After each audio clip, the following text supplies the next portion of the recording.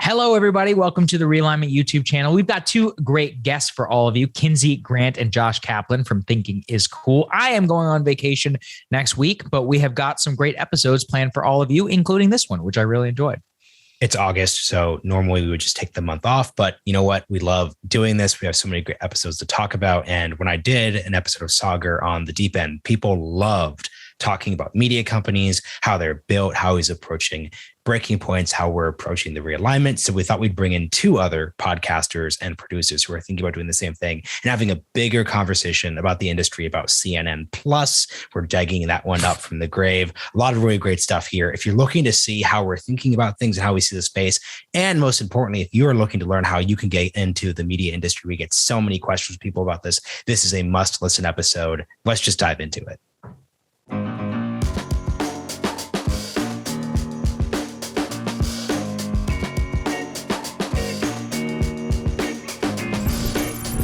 Kinsey Grant, Josh Kaplan, welcome to the Realignment. Thank you so much for having us. Thrilled to be here. Thank you. Good to see you guys. It's August. We were debating the type of episodes we want to put together this month, and I think we really wanted to just do something fun. We get a lot of questions from the audience about media companies, podcasting. So the two of you are also building your own media companies. So this is a really meta, but also newsy directed conversation we're looking to have.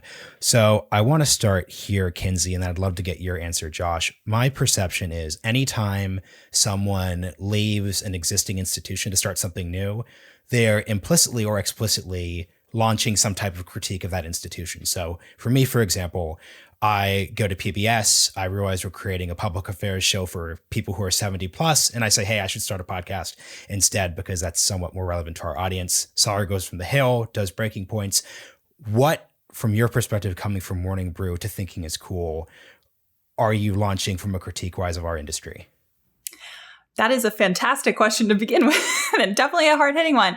I think that the decision to leave Morning Brew was not one made out of any major, discomfort or disillusionment, even with the company itself. I think that it is a product that is still worth making. News for young people, business news for young people, is still a worthwhile pursuit. I still feel really strongly about the promise of email, and it was a great company. But that being said, the decision to leave was more about pursuing something that I felt drawn to personally. And for me, that was being honest and having a personality, being myself, and being open about owning my opinions and owning the product that I was creating with those opinions as well. I am still through and through a journalist. That will always be part of who I am. But with this new product, Thinking is Cool, that I've created, I have the ability to do my reporting, to go out and talk to people, to hear diverse perspectives, and then say, here's what I've learned, and here's how it's changed the way that I thought about this particular issue at hand. So I think that is really what I was searching for when I decided to leave a great company. And it was something that I found in making the show, which has been really gratifying. What do you think, Josh? I agree with all of that. Thinking is Cool is a brand and a storyline that Kinsey and I very much love, about nuance, about picking topics that might be too taboo for certain entities, not being so capital B business forward. I think that's a little intimidating for some of the audience that Kinsey's really good at appealing to. And on the business side, where I'm focusing, it's a great time to be an independent creator. If you are the type of person that wants your face on it, your name on it, it's amazing. The tools are right there in front of us. The social media platforms are very welcoming right now and turning. I'm sure we'll talk more about that. But the cost of doing this has dropped dramatically. And so for Kinsey to get to own her company, her IP, and for us to get to monetize it in different ways, for her speaking somewhere, for her inventory on her podcast, for those ad sales, to sell merch, all things that we're doing right now, it's been incredible. And it's been fun. And it's been the two of us. We're now growing a team, but it's a very different business model. And it doesn't mean it's better. It's just a different business model that for Josh Kaplan and Kinsey Grant is particularly good right now and is really fun. And we also are very risky. We wanted to take a risk. We wanted to jump off and try something of our own. And this is it. Like, this is the embodiment of our brains coming together and saying, like, from a business and editorial perspective, let's have some fun. Yeah, I also think that it's important. Josh has alluded a little bit to the idea that we're creating this community, this kind of ecosystem of people who are looking for something more. It doesn't mean that there can't be a community around more quick hit kind of a news product, but that's what Morning Brew was, right? It was, at most, you're going to get 300 words on a story. That was great for some stories, but it is my belief, and it's the belief of a lot of people in the community that we've built with Thinking is Cool too, that there are certain stories that need more than that. You need to hear more when you're talking about the future of porn or political parties or barstool sports. There are complicated stories that deserve complicated storytelling to go with it. And I think the job that I've kind of taken up is taking that complicated story and making it more understandable for people who are eager to learn more about what is going to be a pressing issue. Maybe they don't know it's one yet, but it's going to be. So here's a fun question, since I also recently went through this.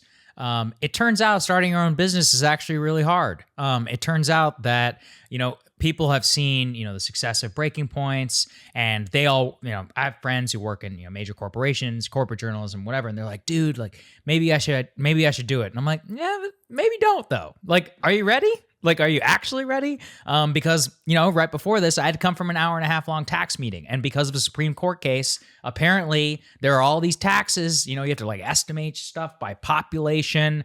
It's a lot. It takes a lot. Like, there's a lot of stuff. And that's just like the least of your worries. So I'm curious, for people out there, they're definitely out there who are listening and they're like, I want to do it. I want to go independent. Josh, you're not wrong. It's cheaper to do. That doesn't mean it's easy. So let's go through, I think, for people who are listening, what are the things that make the less sexy parts of actually starting your own business, and what it means to actually be a creator who owns your IP. You don't have a lawyer. You don't have necessarily an accountant or anything. You're starting off from scratch. Josh, you can start, and Kinsey, I'd also love to hear what you have to say. Oh, I wish Kinsey got to start this one. This would. Be no. Then she should start. Push him. Push him. Push him. Just for that. All right. Look, this is, you say it's the unsexy stuff. You say it's the hard stuff. For me, as in the way that my brain works, I'm a project manager, really, by trade. I love making sure that these things happen. When Kinsey's got an amazing idea, I go, great. What day? When are we doing it?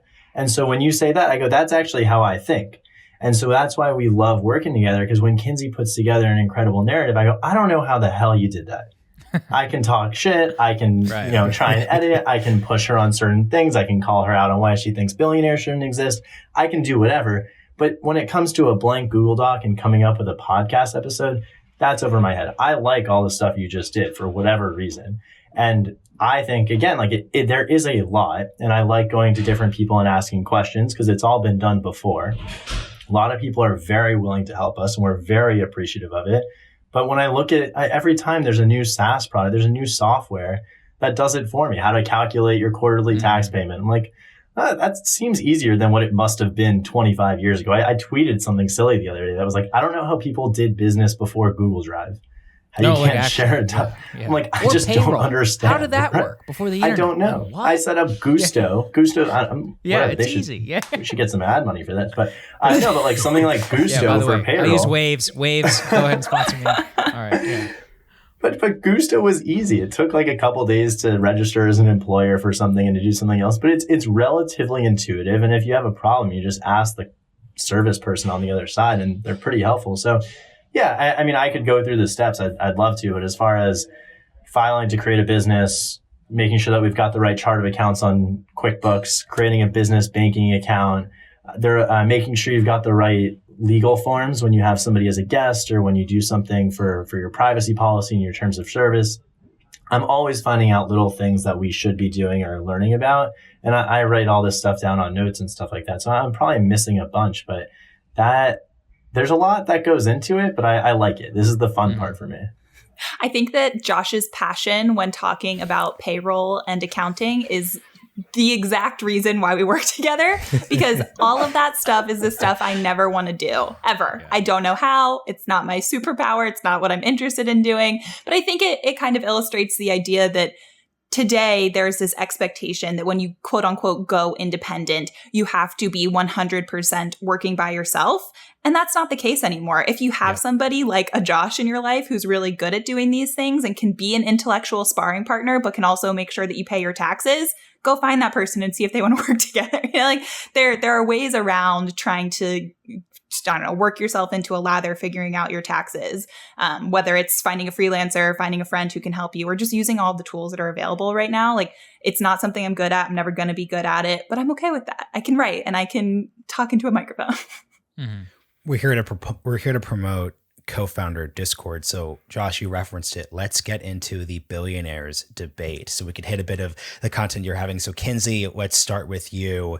What is your perspective on billionaires, which also frankly it's interesting coming from the Morning Brew business background, and even before Morning Brew too, right? You're basically, a lot of your interviews are with billionaires. We've spoken to a lot of billionaires. So like, let's just get your take on billionaires and the broader debate. Then Josh, please come in and hopefully clash a bit. We love clash here.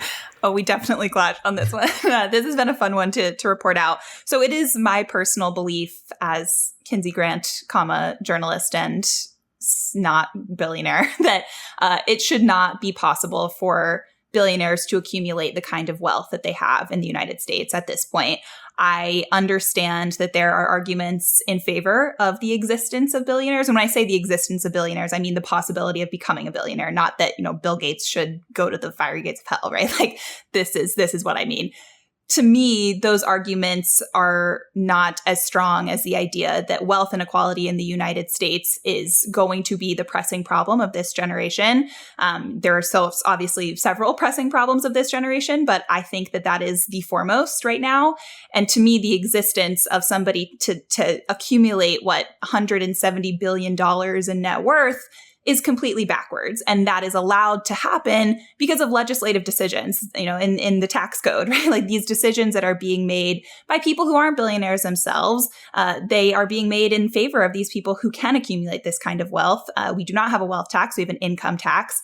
And it is painfully obvious that the mega wealthy in the United States have deployed tools that everyday people simply do not have access to grow their wealth in a way that we could never dream of. So it's my belief that they should not exist. But I know that I can see Josh trumping at the bit to come in and try to prove me wrong. And the quick thing we need to add here, Kinsey, as you pointed out, Kinsey Grant, journalist, non-billionaire. I'm going to guess that Josh Kaplan, aspiring billionaire. So let's just hit that editorial and let's hear your perspective. I'm okay with that. And we'll do a little roll call. Kinsey Grant, are you a capitalist?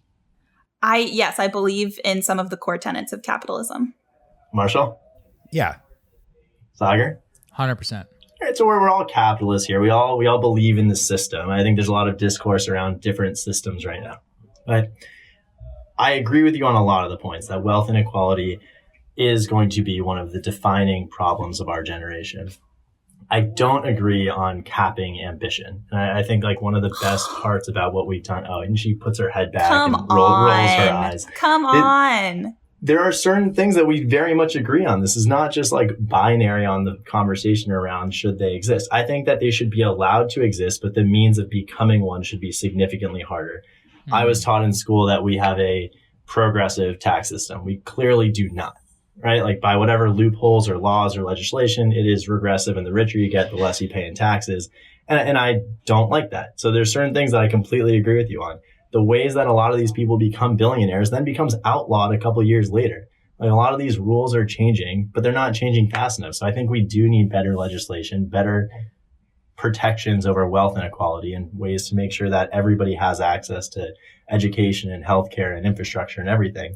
But to lead with the narrative that in America you have a certain ceiling on your wealth, I just can't get behind that from a talking point. I think on a lot of the logistics that you suggested in the episode, I'm fully with you. There is one that might lead to another interesting conversation about the wealth tax, that it's really, really hard from a logistics standpoint to tax wealth rather than income. It actually could also be unconstitutional. I've actually heard that before. There you go. So I just, there's a lot of interesting parts to it. Yeah, go for it. No, I've had this argument with Crystal many times, so I'll throw my stock answer here, which is that, and I'm curious for your perspective on this, Kinsey. I actually think looking at Bezos or Musk, the extreme outliers, is really the wrong way to do it. Because in a way, that's kind of what you want. And Jeff Bezos created the Everything Store. The Everything Store is one of the most brilliant. Look, I'm not a shill for Amazon. I have a lot of critiques of Amazon. They're anti-union busting. I think all that, I've talked about it ad nauseum. That being said, it's a really good idea. Elon Musk, SpaceX, cool.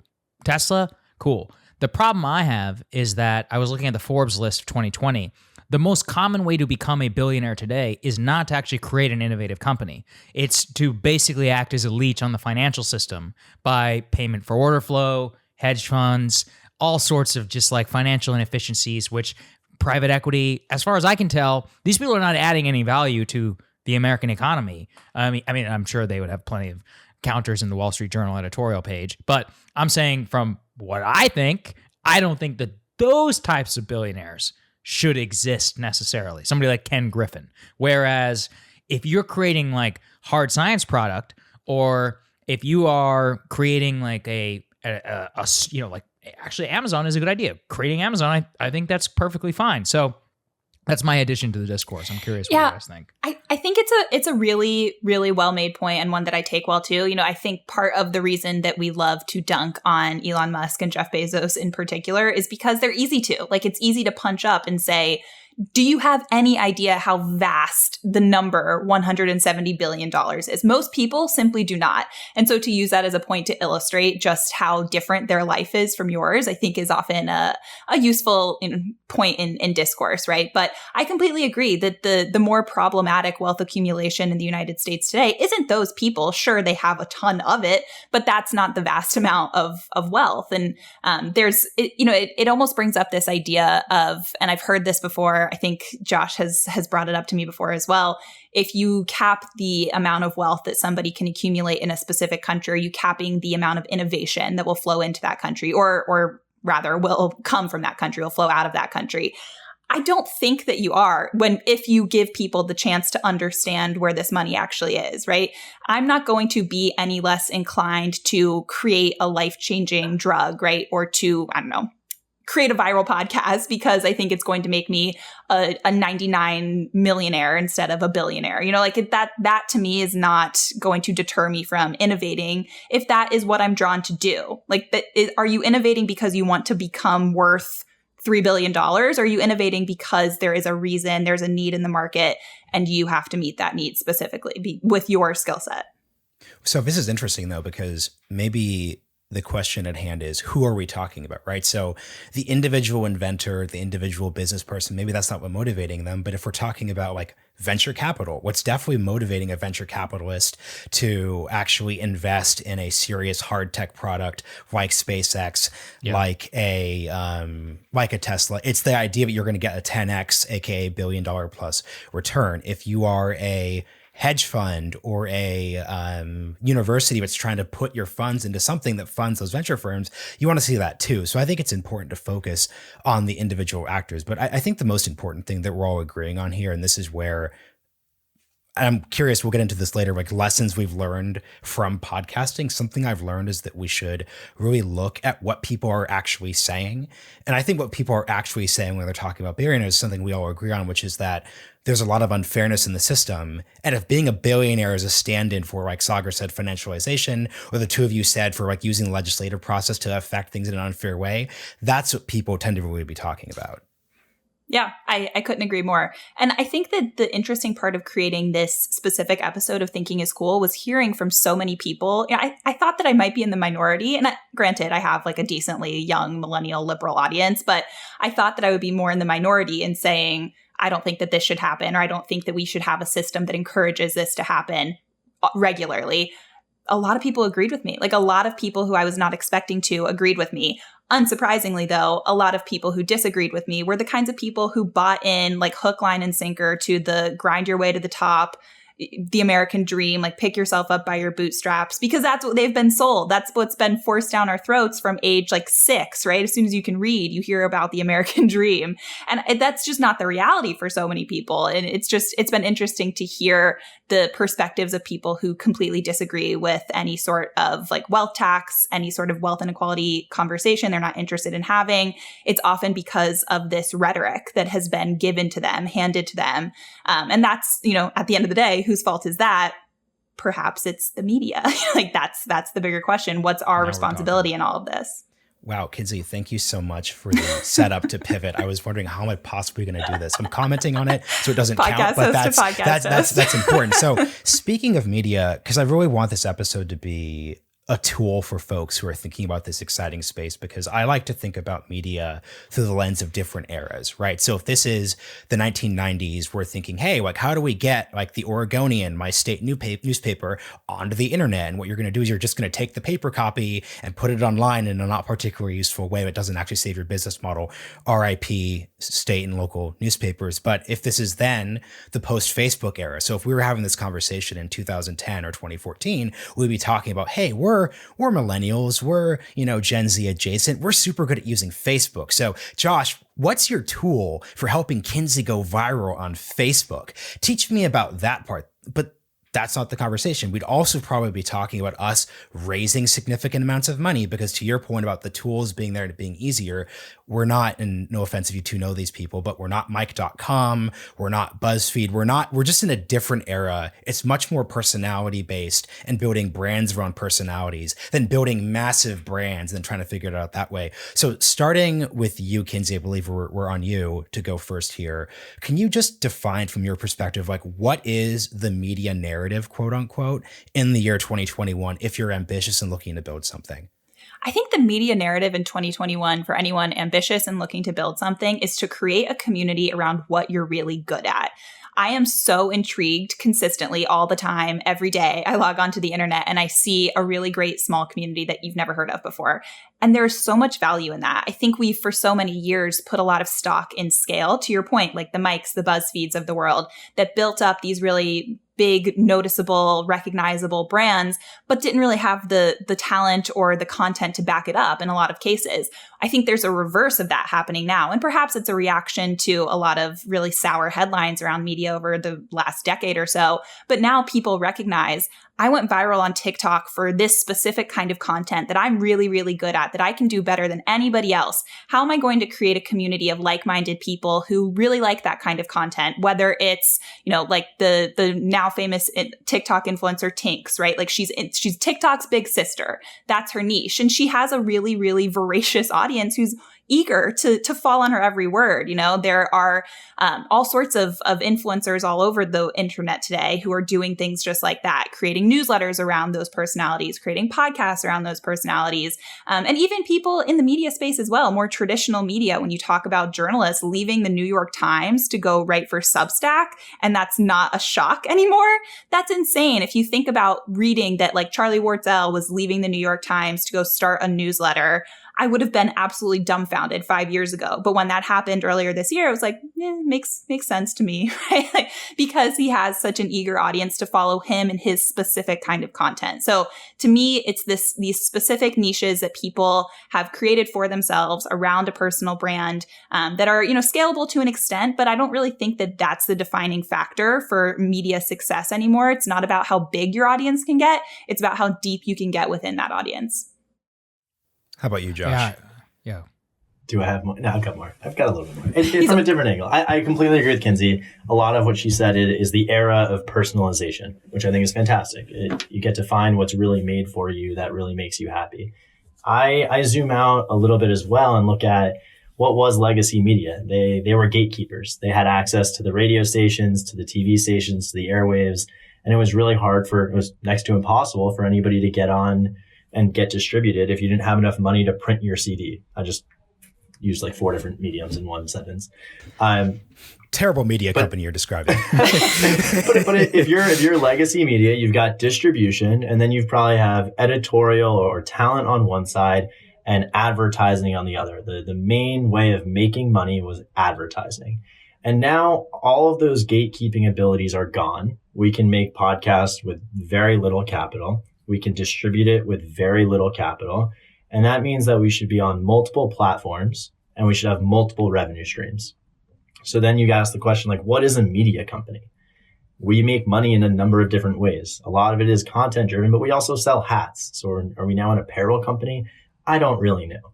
But the thing that I keep looking at is there's this new level of complexity around choosing which platforms. You probably don't want only one, because if something changes there, you're wiped out. And if you want multiple revenue streams, because you can get really good ads, and then you can also sell a product to your audience, or you can partner with a company here or there. So it's a little bit more complex, but each individual unit is much more simple. So that's how I see this like weird stage of media of just being much more distributed across revenue streams and products and platforms. How many jargon words did I just use?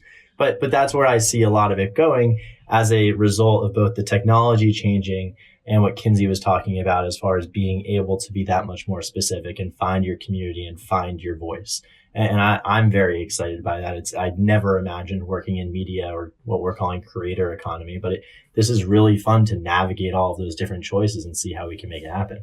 Let me follow up with you there, Josh. I was really afraid before we launched Breaking Points. When was it? I guess 2 months ago. So June 1st. And I was like, man, there's all these Substacks out there already. Are people going to pay? You know, it was one of those things where I was like, wow, Glenn Greenwald's my friend. He's got a Substack. Matt Taibbi's my friend. He's got a Substack. I personally think pay for 7 between podcasts and Substacks.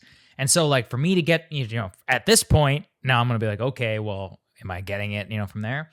I was blown away though by the response. And it was something where I actually thought about something that Ben Thompson once said, which is that people underestimate just how big the internet is. Like the internet is huge. And yeah, you may know somebody who pays or you may pay 7. You may even know 10 people who all charge. But because the internet and the ability to expand your audience just so big across platforms, especially where we were on YouTube, we're talking about millions of people, then those individuals, they don't necessarily pay for anything. They just only support you. It was a really good lesson in not having like a scarcity mindset. I am curious though, from your guys' perspective, which is that how do you put yourself in a position where you can have that ability to be like, oh, I can appeal to an audience which isn't being served right now. Like when you think about it from a business perspective, because I do see, and I'm not going to name any names, there are a lot of people out there who do go independent and they're catering to the same audience of where there's already like 10 Substacks or where legacy media actually does a really good job already of delivering. I'm like, why would I pay for you when I can, subscribe to the New York Times? So I'm curious like how you guys thought about creating something unique that something will actually appeal to and what that means for the business. Josh, you can start, or Kinsey, whichever wants to take it. I'll do my zoom out thing again, and then Kinsey will say something really smart. Mine's a zoom in. Oh, okay, perfect. Love when that happens. We're very specific to podcasting on what Kinsey and I do, and I look at the radio numbers, radio advertising. Yeah, there's a lot of music and stuff tossed in there, but radio is still like 35 times as big as podcasting. Maybe that's like huge. A year or two old now, but radio is massive. And also cable is still massive. We were talking earlier about the CNN Plus stuff, and like CNN as a cable company still makes like $1 billion profit or something like that.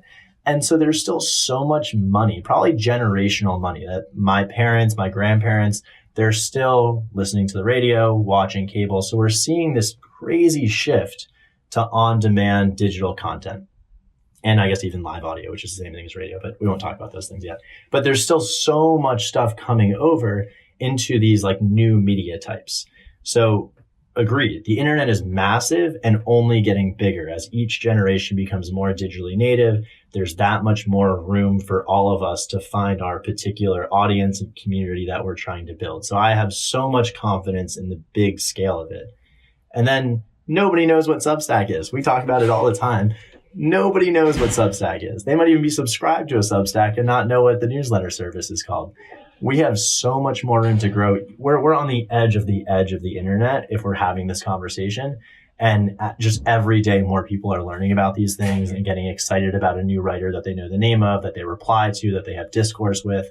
And so that really excites me as well. And I don't think in that frame, any of us are competing with each other because there's just so much room for growth. So we're all friendlies. If we can make a great podcast together, tell a great story together, we're all going to win. I'm not worried about somebody stealing from us ever. there's just so much room and so many people that would really love what we're doing and that we haven't even scratched the surface on. Well said. Yeah, Kinsey. Yeah. I think that the only thing I have to say is like that's the big picture. That's the reason why if you're thinking about going independent, you should just pull the trigger and do it because it's fun and there's so much space and there's so much opportunity. I also will have to throw in there, I am today 26 years old and 4 years ago when I was in college, the only opportunities put in front of me were either writing for the internet or writing for a newspaper or writing for a magazine. 2 of the 3 of those are completely obsolete at this point in time. So the ways that media, the like capital M media, have shifted in just the 4 years since I graduated college is absolutely insane. It will continue to compound on all of that, right? The changes will become even more rapid. They will become even more vast. We'll have all sorts of new tools all the time. So completely co-sign everything Josh said. From a more individual creator perspective, my singular piece of advice is that the content has to come first. If you're worried about replicating what somebody else is doing, then you already are. If you can step back and look at things from a bigger perspective and say, I'm doing something that's different because of X, Y, and Z. And if one of them is just, I have a different voice than somebody, I can bring a different perspective to the table, that still counts.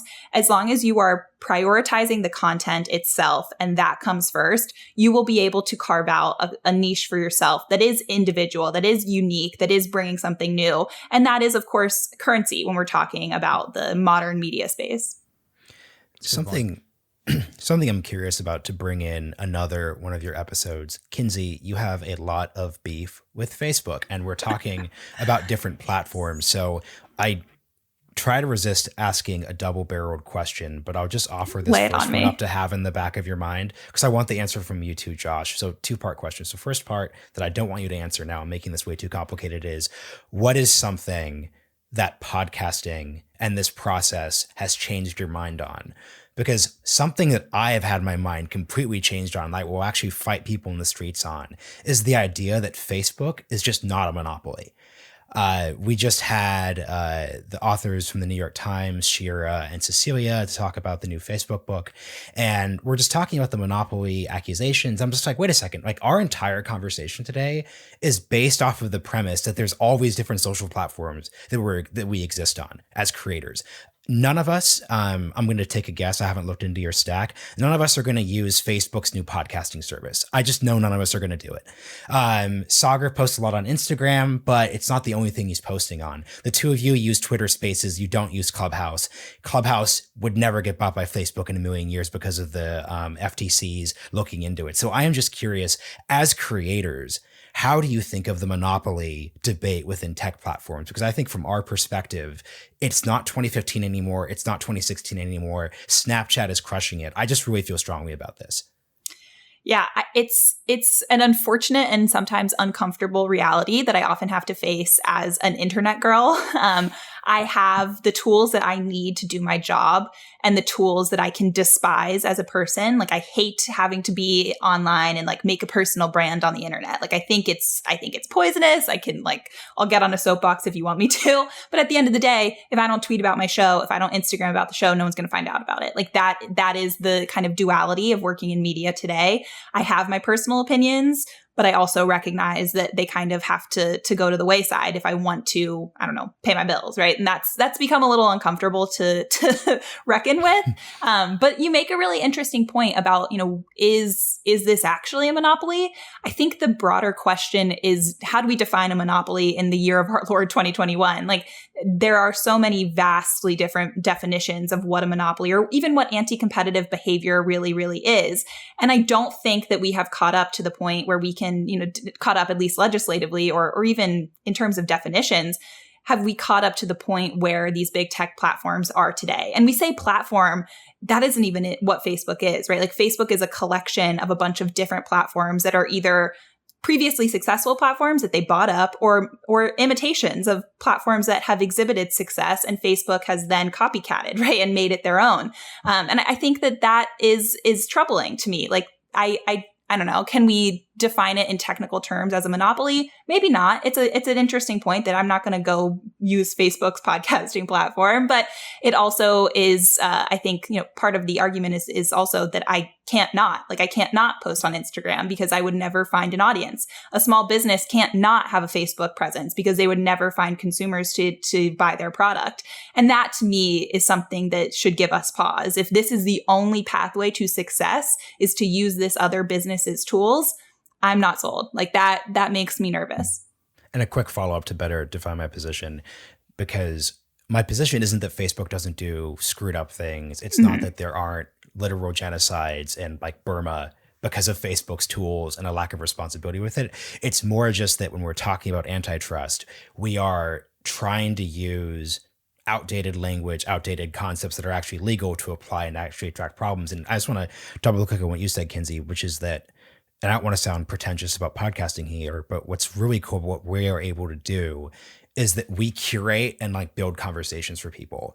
And something a really good friend of the show, Matt Stoller, has talked about is if you look at the progressive era 100 years ago, something the progressives actually did is they helped come up with language, 40-hour work week, this, and that helped people better think of a changing world. And I actually think the thing that motivates me as a podcaster when we're having these conversations is helping people come up with language that better helps define the exact period so that we're not debating 1960s technical stuff. But Josh, please come in. No, I love what you just said, and I love that you'll fight people in the street about this. I appreciate that. When it comes to Facebook, I'm surprisingly on the same page as what the two of you just said. Monopoly angers me most when you try and say big tech is a monopoly. I'm like, these are all very different companies. We need to have different conversations for each of these aspects, and then actually understand what we're criticizing. So for me, is it that they buy up social media platforms on the rise? No, I don't think that's what's going on because of what the both of you just mentioned.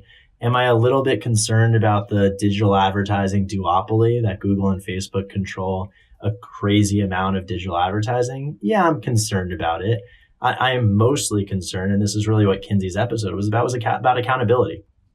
And that it becomes a leadership question.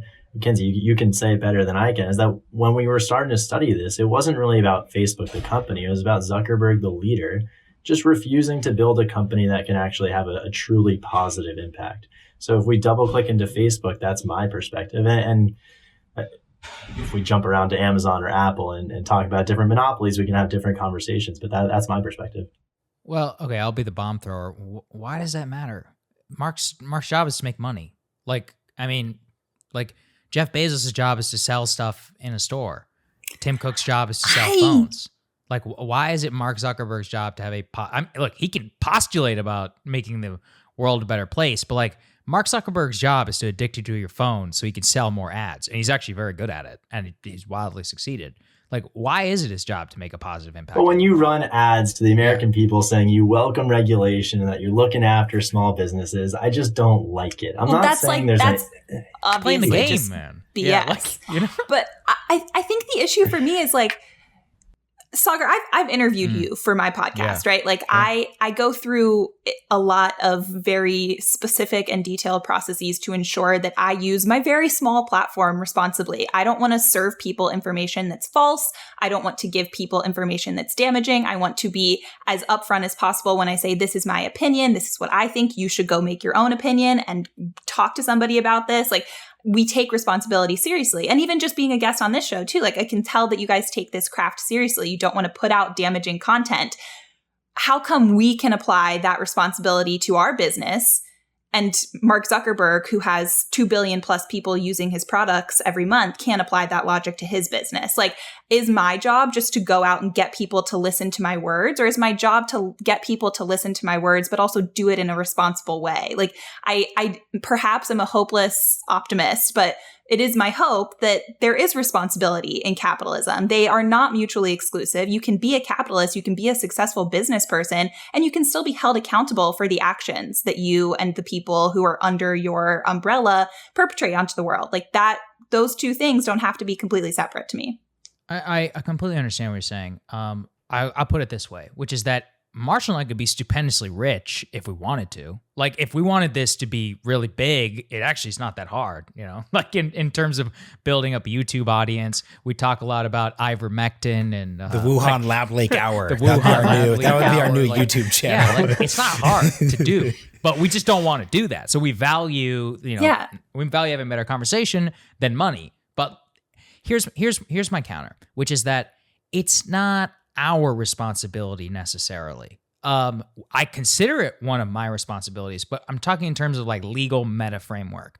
I think it's the government's job. Like, the government's job is to protect consumers. And if there's a social problem, then we can band together and come and say, hey, Mark, you can't do this. But like, the bounds of behavior shouldn't necessarily, and this is actually kind of what to your previous points, it shouldn't be on Mark Zuckerberg. Like, Zuckerberg's whims should not decide any of this. It should be like social input via Congress. And look, that's a whole other problem whenever you basically just have a bunch of boomers being like, how does my iPhone work? I'm like, oh, cool. Like, we're definitely going to get all this done. So I just feel like what happens is that, to use the tech terminology, we push responsibility like down the stack. Like, it's not Zuckerberg's job. He shouldn't even be concerned about this. His job is to make money. Congress's job and the American people's job and all that is to decide how commerce is conducted between ourselves to represent our social values. Like, that's when I see this conversation, I'm like, I think we're really just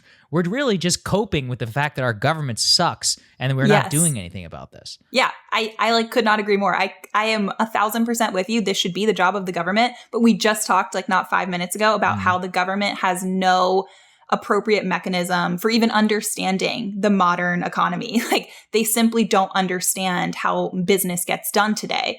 And that is a huge problem. I think that perhaps my beef with Mark Zuckerberg is a symptom of a larger illness. And that illness is the government has no effing idea how to even govern right now. Like, there is no way to expect them to take any meaningful action. And because of the rapid pace at which technology scales up and scales across the globe, like, the damage is already being done. We've seen it happen time and time again. So I think that my personal reaction is like, gonna grab my pitchfork and like head straight to Menlo Park, right? Like, that is not what it should be. But I think in the absence of a better alternative, that's what it's become.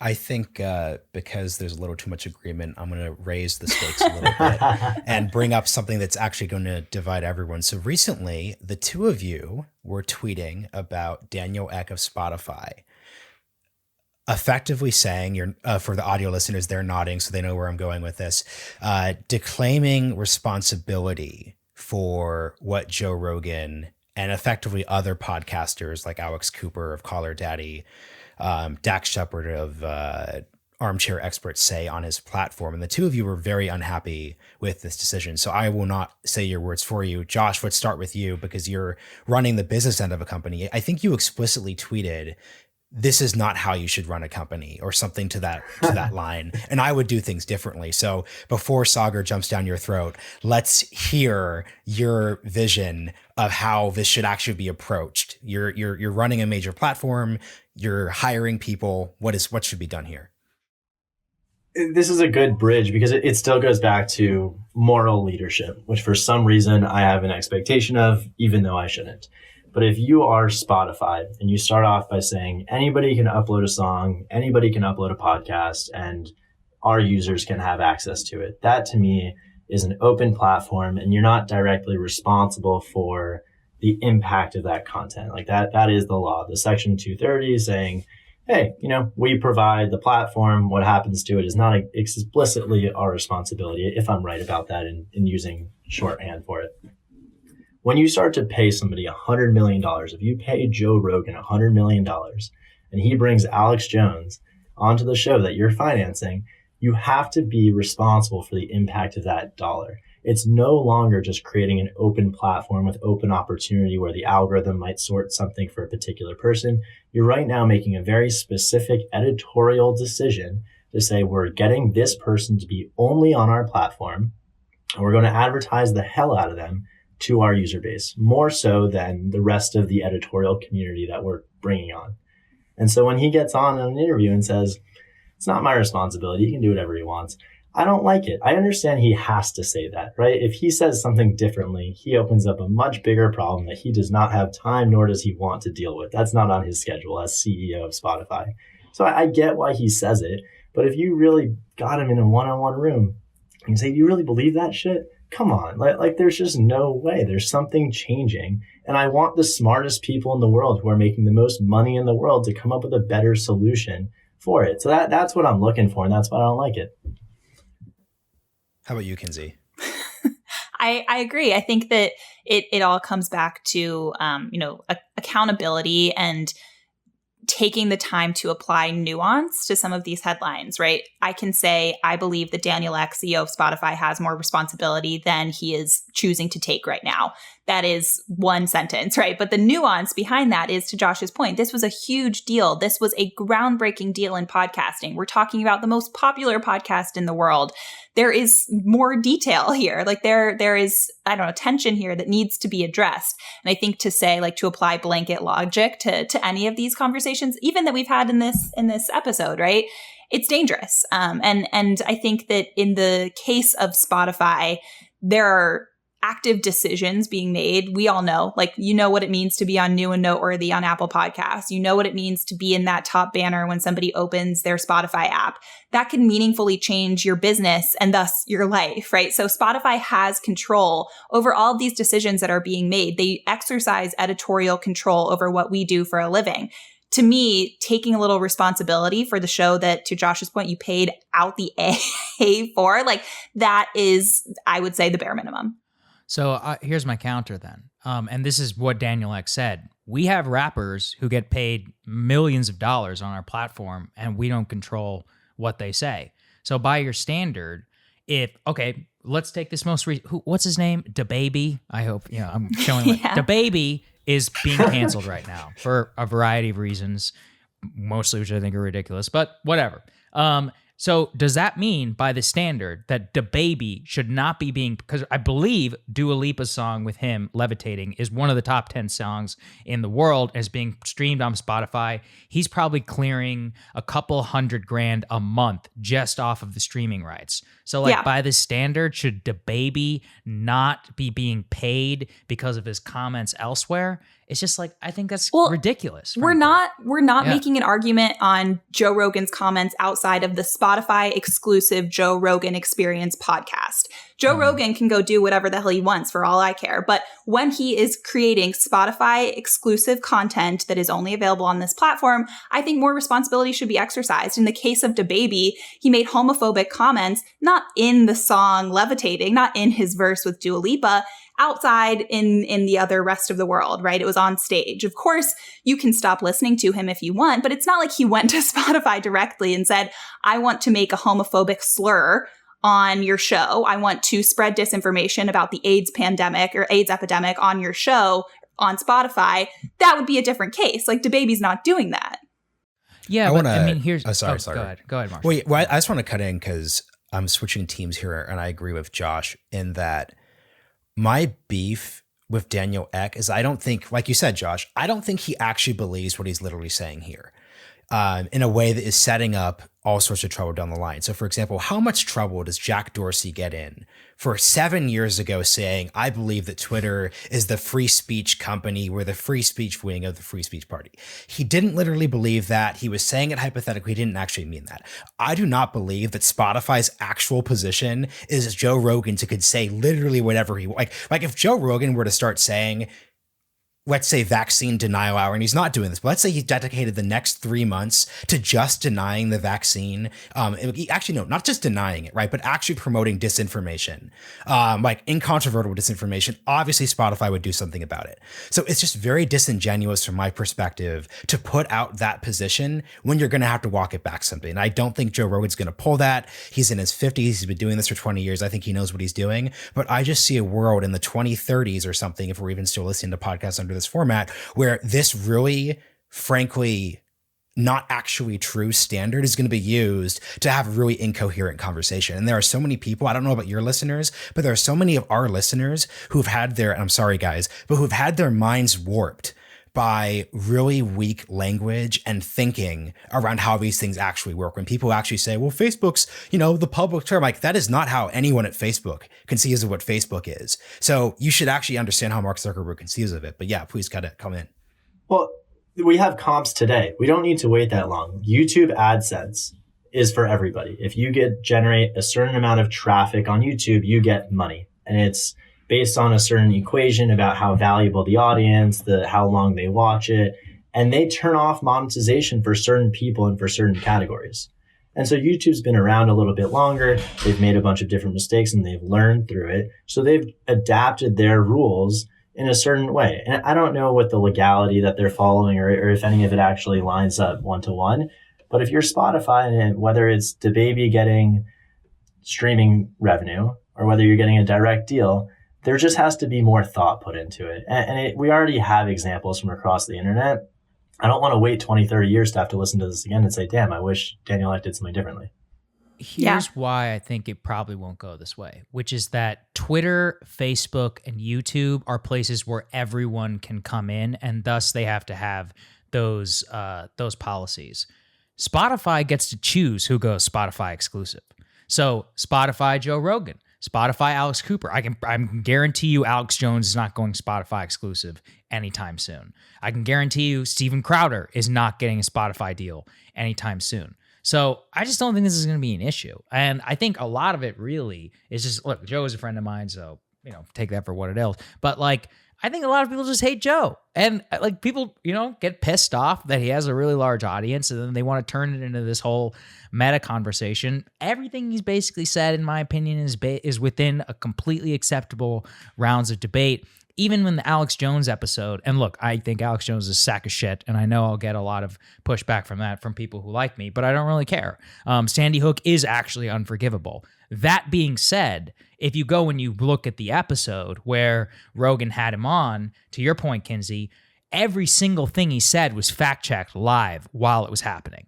A lot of people who criticized this episode didn't actually watch it. And so what they're doing is they're bringing in the outside standard of Sandy Hook. He said this thing in 2013. And look, from my perspective, I have no interest in talking with Alex. I would never have him on any of my platforms specifically for this reason.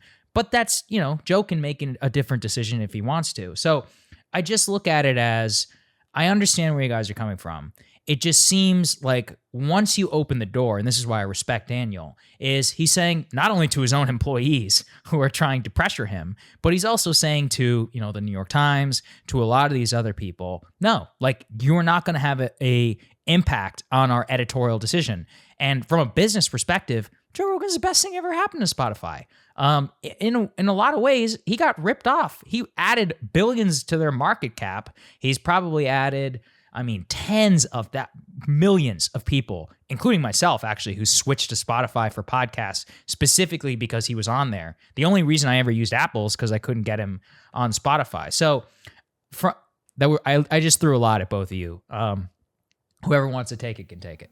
Yeah, Kinsey, you had something to say too. Yeah, the in a lot of ways, the more troubling aspect of this conversation is not to your earlier point, Marshall, that, Joe Rogan is going to do the anti-vaccine power hour, right? It's when Joe Rogan toes the line between truth and the opposite of truth or the absence of truth, right? It's when anybody toes the line between what is truthful and what is not truthful. That is what should be concerning, because that's a lot harder to pick out. That's a lot harder to identify. It's a lot harder to say, well, this was just wrong, because it's murky. And we as consumers of media, of products, of whatever, insert whatever here, we have to exercise a little bit more judgment there, because we so often, I know everyone listening to this, all of us here have done it before. You see something online and you're like, I'm going to use that in a conversation later, right? You don't click the headline. You don't keep reading. You don't fact check whether it's true. We allow small tidbits of information to govern our logic a lot of the time.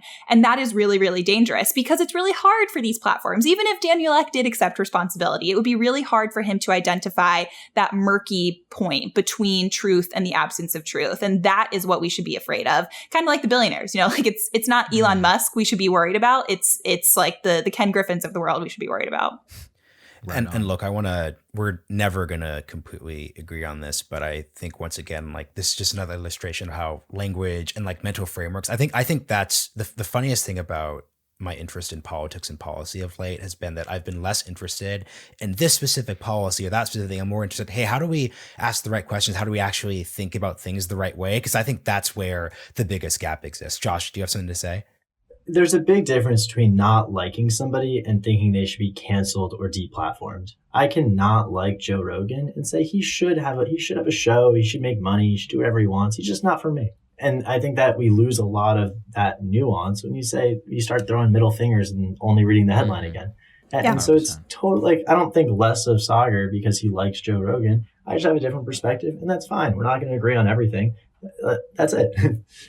So for the last question, which I'm super curious what you all think about this. Sagar, you made a bunch of YouTube AdSense dollars over segments dunking on CNN for announcing CNN Plus, CNN effectively for millennials and the Gen Z crowd that is not subscribing to cable. I want us to all, this would be easiest for Josh, don't imagine ourselves as semi-cynical podcasters, but imagine that we're some poor suit dude or woman in an office in New York City, works at Warner. Your job is to figure out how exactly you get people to pay for news outside of the cable bundle to actually build up on this legacy system that is slowly still profitable, as Josh pointed out, but also falling apart slowly but surely. Josh, what do you do to actually make something like this work from a business perspective? You get creative and name it anything other than CNN Plus. How many times are we going to get a Plus service? I'm so frustrated by corporate America for not having more ways of calling a premium service. I don't think it's a bad move, right? Go digital. What's wrong with that? Is it a big deal? Like they're part of a bigger conglomerate that has probably similar technology at this point to create an app on Roku and phones and have the subscription. I think as long as they keep creating what they call value, CNN for me is whatever, but as long as any media entity continues to create valuable content, they should be able to move with these waves and to move with the trends. And one of these big things is saying, let's have our own gated ecosystem that people pay to participate in. We can sell our own ads. We can build an ad server, whatever. I think it's great. I don't know if it's that big of a deal. I think it's just more of the same. Kinsey, go ahead. Can you smell my skepticism? Yeah. I think that like there are two ways to approach this, right? I think the first way is potentially less important, but like to consider the behavior of everyday news consumers, people who are going to CNN. I'm not like going to CNN.com to look at my news, right? Like the only time I, as someone in my mid-20s who admittedly is like a newsy person, the only time I watch CNN is when I'm at the doctor's office or like in a waiting room. Like nobody's going to CNN anymore. It's maybe your parents and like even them, like my parents hate CNN. Most people's probably do. Yeah. Like that is not the behavior. And I think that it illustrates perhaps a lack of understanding of what the core consumer wants. Like it's almost, it reeks of we're doing it because everybody else is doing it. As my mother always says, if everybody else jumped off the Brooklyn Bridge, would you? And like in the case of CNN, potentially the answer should be no. Find a different way to diversify your revenue. Find a different way to stay modern. Don't focus on just replicating what you did for however many years, 20, 30, 40 years at this point on cable news in digital. Create a different product. Create something that's more specific, more specifically geared toward the digital world, not this cable world. I think that is the biggest failing of CNN Plus or potentially, right? Like I could be completely wrong. We don't know yet. All right. So last actual question, guys. You finished your first season. You did 10 episodes. What's the plan for season 2 of Thinking is Cool? The plan for season 2 of Thinking is Cool is to go all out. Season 1 was all about getting our sea legs, understanding what we were good at, what our strengths were. And now that we understand those, season 2 is going to be just an absolute banger after banger of episodes. We're going to focus a lot on issues that we have heard about from our community. A lot of the first season was about trying to figure out what we thought people thought was most compelling. Season 2 is all about, now that we know what people care about, we're going to talk about exactly those things. So more big issues, big questions, diverse perspectives, different voices you've never heard before, talking about issues that you should absolutely bring to your group chat, to your dinner table, to wherever you go next. I'm very excited. It's going to be awesome, and everybody should go check it out. Love it. Where can people find the show? We are available on any podcasting platform of your choice, including Spotify.